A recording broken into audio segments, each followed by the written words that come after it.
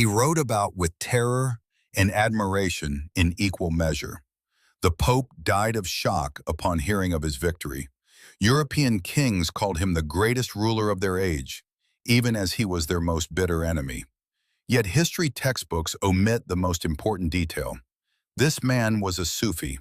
He built retreats for mystics, sought blessings from spiritual masters, and before his decisive campaign, secretly traveled to Baghdad, not for weapons, but for spiritual guidance. Salahuddin al-Ayyubi, the liberator of Jerusalem. And his story upends everything you were ever told about war, faith, and strength. Chapter 1. Rose water instead of blood. Picture a street where, 88 years earlier, blood literally flowed. Along the walls, between the cobblestones, in the cracks of the steps. When the Crusaders stormed Jerusalem in 1099, they killed everyone. The elderly, children, women praying at altars. Eyewitnesses wrote that horses waded through blood up to their fetlocks. It was deliberate cruelty, not military necessity, but a message written in terror. Jerusalem never forgot that day. Now, autumn of 1187, an army approaches the city gates again. Hundreds of thousands of people inside the walls know what is happening outside. They remember what they themselves did 88 years ago, and now they wait for the reckoning. The man leading this army is Kurdish by birth, Sultan by rank, and something greater by nature. His name is Salahuddin al-Ayyubi. He is just past 50. His face is carved by years of campaigns. His eyes, calm, almost unnervingly calm for a man who has just won the decisive battle of Hattin and taken the king of Jerusalem prisoner. He could have entered the city by the sword. He chose rose water. When the gates fell and the warriors of Islam entered Jerusalem with cries of Allahu Akbar, no blood ran through the streets. Instead, Muslim soldiers set about cleansing the holy sites of the filth and neglect that had accumulated over decades. They washed the walls with rose water. Rose water on the very stones that 88 years before had been soaked in blood. 100,000 Christians were left alive. 100,000 people, whose fellow believers had carried out a massacre here, walked out of the city unharmed. They were allowed to leave. They were permitted to return on pilgrimage. Their families, their possessions, their churches, everything remained untouched. This was a moment that overturned every assumption about war, about victory, about what it means to be powerful. But here is what is strange. Something in this story has always remained in shadow. Textbooks speak of battles, strategy, politics. They tell us about Salahuddin the commander, almost never about Salahuddin the man, about who he truly was, about what lay behind his decisions, about the hidden dimension of his character, one he never advertised publicly. He was a Sufi. He regularly visited spiritual masters, seeking out those known as those who know Allah. Before the campaign on Jerusalem, he made a special journey to Baghdad, not for weapons, not for allies, for the blessing of a sheikh of the Qadiri order. He built retreats for Sufis in Egypt and donated vast sums to sustain them. The conqueror of Jerusalem concealed his spiritual life not out of shame, out of humility. And that explains everything else. Rose water instead of blood, that was his religion, his faith, the very one that, in his own words, commands mercy toward the weak and forbids the killing of women, children, and the elderly. But this is only the beginning of the story, because what happened next, inside the walls of the liberated city, in a conversation at the gates, in the words of an old man with a golden cross around his neck, changed lives in ways no war ever could. Chapter 2. The man they feared more than death. 3 months before the fall of Jerusalem, Salahuddin stood on a hill above the Sea of Galilee and looked at what remained of the Crusader army. The Battle of Hattin lasted 2 days. The July sun of Palestine in 1187 was so fierce that iron armor became furnaces. The Crusaders marched without water, without shade, without a way back. Salahuddin had cut off every water source in advance. When the knights finally collapsed under the scorched earth, the Muslim cavalry closed the ring. King Guy de Lusignan of Jerusalem was taken alive. The Grand Master of the Knights Templar, executed. The relic of the true cross, which the Crusaders had carried into battle as a shield against any enemy, vanished into Muslim hands forever. Europe heard the news and froze. Pope Urban III, according to tradition, died of shock when the messenger delivered the report. One message was enough. One sentence about how the invincible army of Christ had been crushed by a Kurd from Tikrit. They feared Salahuddin the way people fear a force of nature. An earthquake, a drought, something inevitable. European chroniclers wrote about him with undisguised terror and undisguised admiration. That is a rare combination. An enemy is usually either demonized or ignored. Salahuddin was described, in detail, as though his contemporaries were trying to understand what he was made of. He was born in Tikrit in 1138, on the very night his family was fleeing the city. His father, a military official in the service of the Seljuks. His childhood, in Baalbek, amid the scent of cedar and the basalt columns of Roman temples. His youth, in Damascus, where he studied theology, law, and the history of warfare. He came to military life late, almost by accident. An uncle brought him along on the Egyptian campaign as an aide. Within a few years, he had become vizier of Egypt. Within a few more, he had united Egypt, Syria, Mesopotamia, and Yemen under his rule. None of his contemporaries ever fully understood how it happened, because Salahuddin did not conquer only territories, he conquered people. His army was motley: Kurds, Arabs, Turks, Berbers, Sudanese, different languages, different customs, different ideas of honor. Holding such a force together through fear alone was impossible. Salahuddin held it together through personal example. He lived like a soldier. He ate what the soldiers ate. He slept in field conditions. His tent was simpler than those of many of his own commanders. He distributed the treasury with such generosity that after his death, only 1 gold dinar and 37 dirhams were found inside it. Not enough for a proper burial. Everything else had gone to the people. But there was something in him that did not fit the image of the Iron Conqueror. Something his enemies mentioned in whispers, because it unsettled them. He wept. He wept over the suffering of others. Openly, without embarrassment. Once, during the siege of Jerusalem, a woman came to him, a Crusader, a European. She was convulsing with sobs and beating her chest with her fists. Muslims had broken into her tent and taken her little daughter. The girl had been sold into slavery. Salahuddin listened. The interpreter could barely keep up. And when the meaning of her words reached him, his own eyes filled with tears. He immediately ordered the child to be found, the buyer to be located, the money paid from his personal treasury, the daughter returned to her mother. In less than an hour, a horseman arrived with the little girl in his arms. The mother fell to her knees. This story spread through the Crusader camp faster than any order, and it did more for Salahuddin's reputation than 10 victories in the field. Because his enemies saw in him something they least expected, a human being. And now this man stood at the gates of Jerusalem. Inside the city, chaos reigned. The Christian population knew that the army outside remembered everything. Remembered the massacre of 1099. Remembered the blood in the streets. Remembered the slaughtered elders and children. The fear was physical. It hung in the air like the smell of smoke, seeped through the walls, drove people to the edge of reason. The city's commander, Balian of Ibelin, came out to negotiate. He offered capitulation. Salahuddin heard the terms. He could have demanded everything. He demanded a ransom. 10 gold dinars per man, 5 per woman, 1 per child. Those who could not pay, free passage. Those who wished to remain, protection. Balian said there were thousands in the city who had nothing to pay with.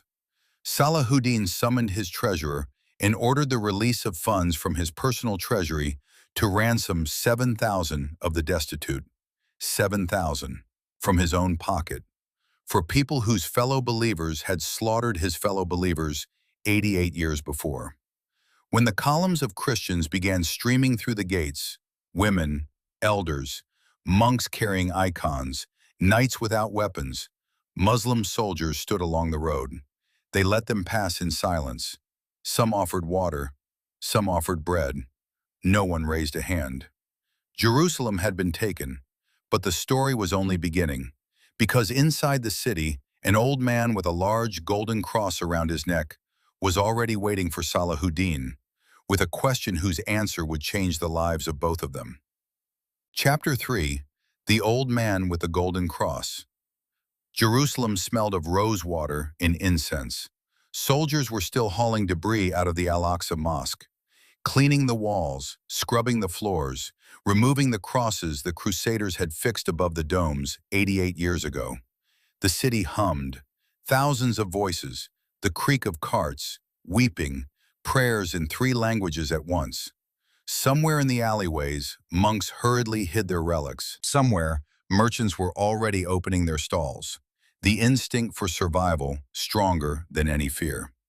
Salahuddin walked the streets on foot, no ceremonial escort, no pageantry.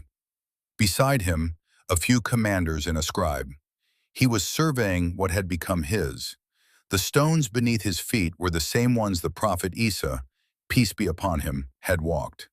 The same ones over which blood had run in 1099.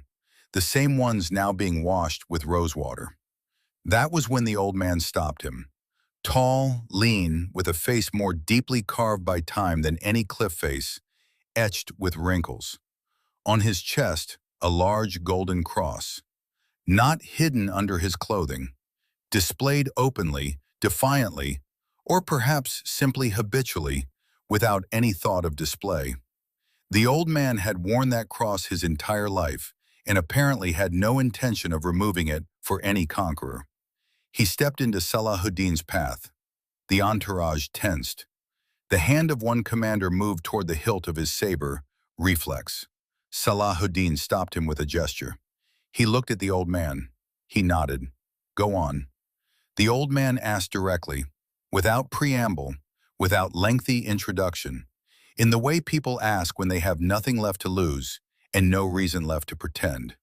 "Victory has been granted. Jerusalem is taken. What held you back from vengeance?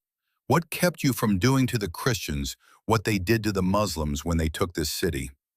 They cut down women, killed children, showed no mercy to the elderly. Horses waded through blood up to their fetlocks. Why not this time?" It was an honest question, perhaps the only honest question anyone put to Salahuddin that day. He answered with a single word: religion. Then he elaborated.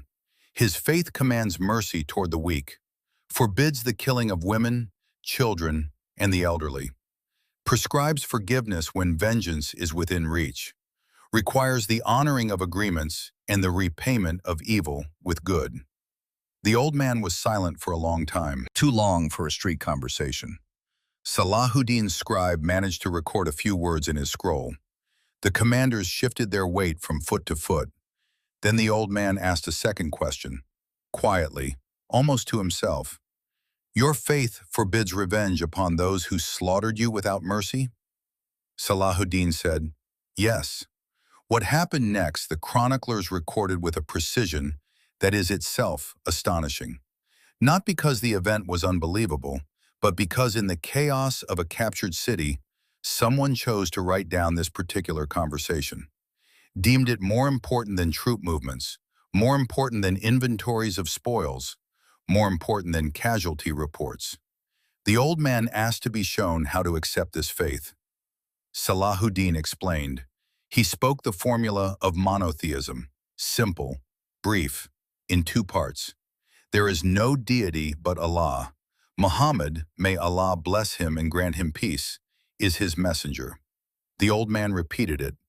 On the street of the liberated Jerusalem, amid the smell of rosewater and incense, an elderly Christian with a golden cross on his chest pronounced the Shahada. According to the testimony of the chroniclers, many from his circle followed. This was a victory of a different kind, one that could not be measured in territory or the count of prisoners. But to understand where Salahuddin had acquired this capacity to speak in such a way that people are transformed, one must go back. Back to who he was before all these battles, before Hattin, before the siege of Jerusalem, before Europe had learned his name and begun to fear him the way one fears a natural force. He was a student. The historian al-Makrizi wrote what many preferred to leave unsaid. Salahuddin was the first to found a retreat for Sufis in Egypt. He did not merely allocate a building. He established it, sustained it, drew to it people of renowned learning and piety, and donated vast sums toward its upkeep. The same man who had shattered the armies of the Crusaders regularly sought out spiritual masters. When he heard of anyone known as one who knows Allah, he would go in person. He would sit. He would listen. He would receive. Before the campaign on Jerusalem, he made a long journey to Baghdad, not for weapons, not for money, for a meeting with the sheikh of the Qadiri order, Ali ibn Hussein. The sheikh listened, blessed the campaign, and sent several of his sons along to fight by his side. One of them fought in the decisive battle with his face covered. When Salahuddin announced a reward for this warrior and called him to step forward, no one moved. The name remained unknown. The deed dissolved into anonymity, as a deed performed for the sake of Allah, rather than for human memory, rightly should. This was the school in which Salahuddin was trained, the school that explained rose water instead of blood, that explained tears shed over a stranger's child, that explained 7,000 dinars from a personal treasury for people who had been enemies. And when the old man with the golden cross asked what had held back the hand of vengeance, Salahuddin answered not merely in words, he answered with the whole of his life. But this life was ordered by principles that his contemporaries, especially those who called themselves defenders of the faith, could barely grasp.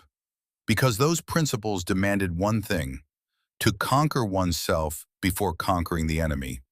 And that is the most grueling battle of all. Chapter 4. The Creed of the Conqueror.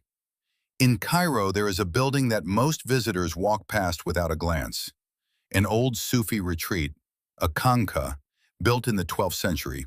Walls of darkened limestone, an inner courtyard with a fountain that has long fallen silent.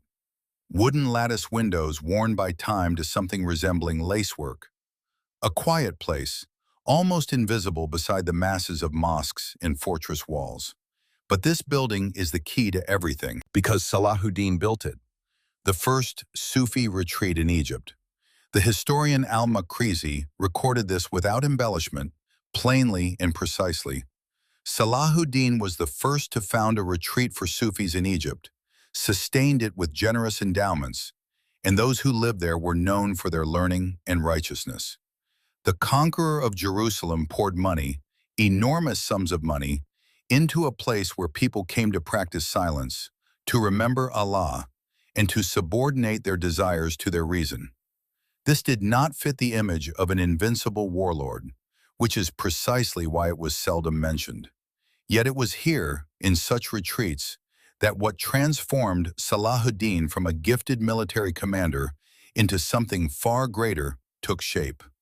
Into a man whom 8 centuries later, people remember not for battles won, but for rosewater, for tears over a stranger's child, for 7,000 dinars from his own pocket. But there was something else, something his enemies did not know at all, and his allies preferred not to mention in public: his beliefs. Aqidah, that is the Islamic theological term, creed, the foundation on which everything else rests. And Salahuddin's foundation was specific, refined, documented. At his court lived the theologian Muhammad ibn Hibatillah al-Makki al-Barmaki, an imam of the Ash'ari school, a man who had devoted his life to articulating a single truth: Allah is beyond all place and time, beyond any likeness to his creation. His hearing and sight are nothing like human hearing and sight. His speech is beyond sound and letters. He wrote a treatise. He called it the Aqidah al-Salahiyya, the Creed of Salahuddin, and he presented it to the Sultan. Salahuddin read it. He ordered it disseminated among everyone, young and old alike. He ordered it read from the minarets every morning so that people would memorize and remember it. Imam Jalaluddin al-Suyuti documented this in his own book. When Salahuddin became ruler, he commanded the muezzins to proclaim the Ash'ari Creed, and the muezzins continued to do so until al-Suyuti's own era. For centuries, from the minarets, every morning. This was no incidental detail of his reign. It was a program, a deliberate, sustained effort to ensure that the people under his authority understood. Faith is precision. Faith is knowledge. Faith is the discipline of the mind, not only the discipline of the sword. And here the story takes a turn that many prefer to ignore. Today there are people who call the followers of the Ash'ari school misguided, who declare them borderline heretics, who pronounce grand words about the purity of faith while casually dismissing those who, 7 centuries ago, returned Jerusalem to the Muslims. Salahuddin's army was Ash'ari, the warriors who fell at Hattin under the July sun, the warriors who cleansed the Al-Aqsa Mosque with rosewater, the warriors who stood in silence along the road and handed bread and water to Christians exiting the gates. All of them were Ash'aris, people who died for the sake of Allah, holding beliefs that someone today declares incorrect. This is not a theological dispute. It is a question of honesty before history. Salahuddin did not merely accept the Ash'ari Creed as a given. He propagated it. He invested state resources in it. He regarded it as the creed of the Prophet Muhammad, may Allah bless him and grant him peace, and his companions. That is why he commanded it to be read from the minarets, as a reminder, an orientation point, an anchor for minds in an era when the world was being torn apart by crusades, political intrigue, and theological controversy. His example is not only a military story, it is a story about how what is inside a person determines what he does outside. Rosewater instead of blood, that is the creed. Tears over a stranger's child, that is the creed. 7,000 dinars for people who were enemies, that is the creed. Sufi retreats, theological treatises, journeys to Baghdad to sit with spiritual masters. These are all parts of a single whole. The architecture of a person, built not over one campaign and not in one victory, but this architecture had a model, an example Salahuddin followed consciously, one he had studied, knew by heart, and reproduced in his decisions with such fidelity that his contemporaries noticed. The Prophet Muhammad, may Allah bless him and grant him peace, entered Mecca after 20 years of war, persecution, and the killing of his companions. The polytheists who had driven him out stood before him and awaited their verdict.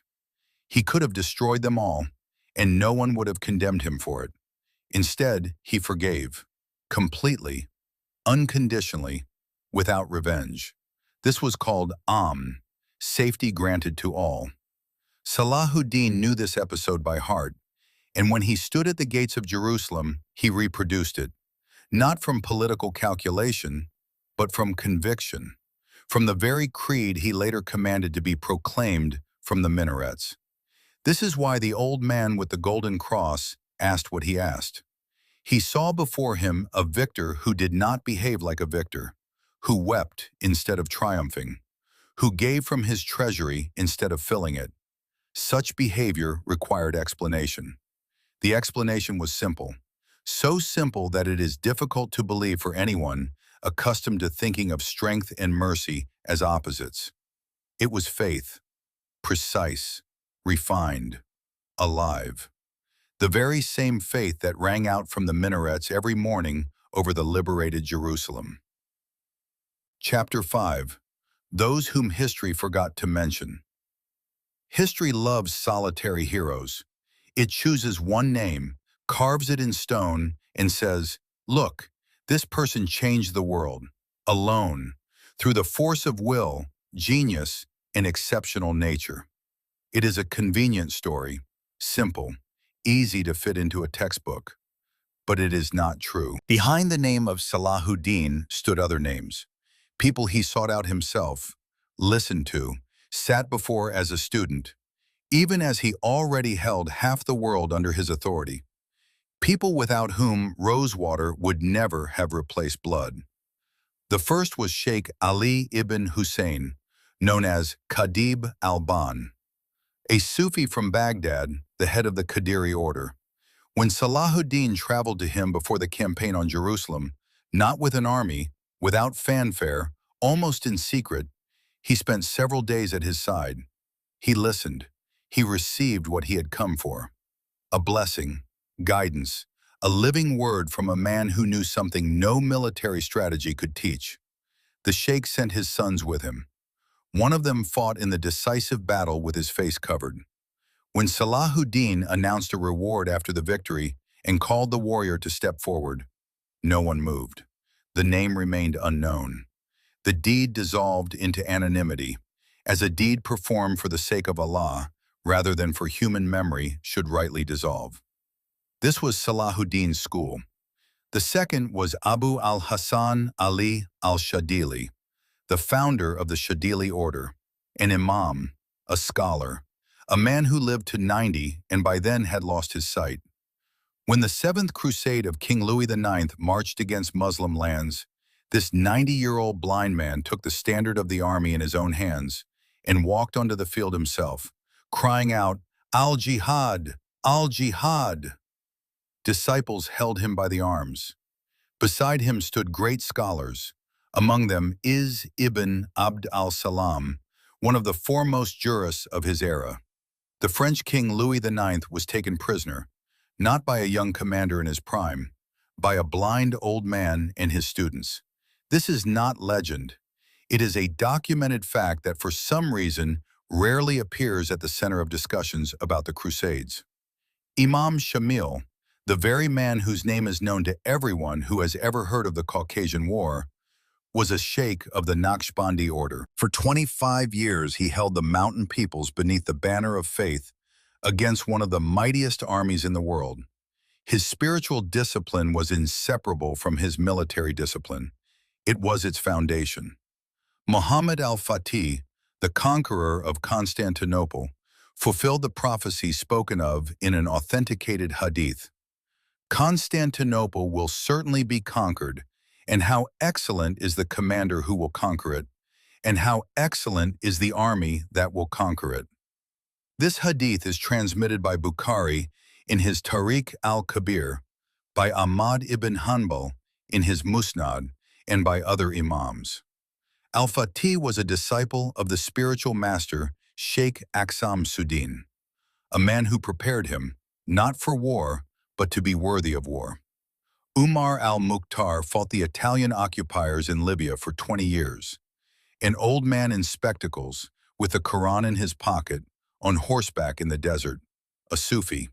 He was hanged in 1931 before thousands of people gathered by force to break the spirit of a people. The spirit did not break. Here is the list that textbooks omit. Sufis waged jihad when it was truly needed, always, in every era, on every front. And here the story poses an uncomfortable question. Today, in certain circles, it has become fashionable to speak of Sufis as passive people, absorbed in ritual, remote from the real world, people who sing and turn in circles but do not fight, people whose religion is suited to peacetime, not to war.